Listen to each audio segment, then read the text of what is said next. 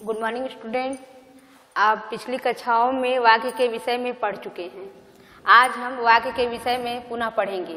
वाक्य शब्दों का व्यवस्थित समूह जो अपना भाव व्यक्त करे उसे वाक्य कहते हैं।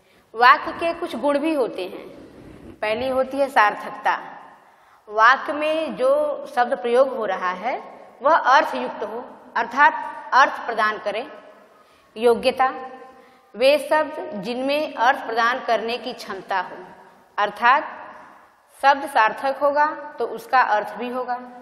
निकटता अर्थात वाक्य में सही स्थान पर विराम चिन्हों का प्रयोग हो। पदक्रम या और अन्वय, ये क्या होता है? वाक्य के शब्द उचित क्रम में हो अर्थात व्यवस्थित हो, कर्ता हो, कर्म हो, क्रिया हो। वाक्य के शब्द उचित क्रम में हो, जैसे रहा खा भोजन रमेश, यह अव्यवस्थित है, इसका क्रम सही नहीं है। सही क्रम है कि रमेश भोजन खा रहा। वाक्य में प्रयुक्त शब्दों कर्ता, कर्म, वचन, क्रिया आदि का मेल हो, उसे इधर उधर नहीं लिखना है, एक मेल में होना चाहिए। वाक्य के प्रकार, जैसा कि आप जानते हैं कि वाक्य 3 प्रकार का होता है। रचना के आधार पर वाक्य 3 प्रकार के होते हैं: सरल, संयुक्त और मिश्र। सरल वाक्य क्या होता है? सरल वाक्य में एक ही मुख्य या समापिका क्रिया होती है अर्थात एक ही क्रिया से वाक्य समाप्त हो जाता है। इसके 2 घटक होते हैं, 2 कारक होते हैं। पहला होता है उद्देश्य। ये उद्देश्य क्या है? उद्देश्य यानी कर्ता का विस्तार। वाक्य के वे शब्द जो कर्ता के अंतर्गत आते हों। विधेय, क्रिया का विस्तार। वाक्य का वह अंश, वह भाग जो क्रिया के अंतर्गत आता हो।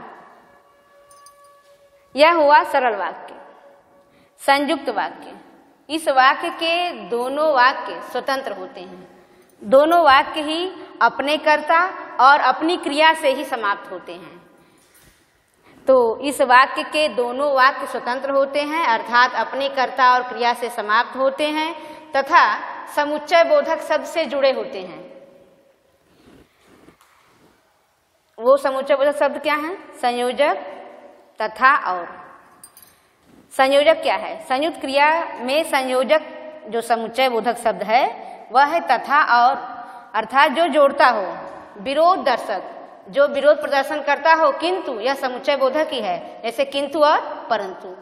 विकल्पक या अथवा। परिमाण दर्शक, अतः इसलिए, अर्थात जिसमें परिणाम आए। परिणामवाचक, परिणाम दर्शक वह होता है जिसमें परिणाम आए। मिश्र वाक्य, मिश्र वाक्य में एक उपवाक्य प्रधान होता है।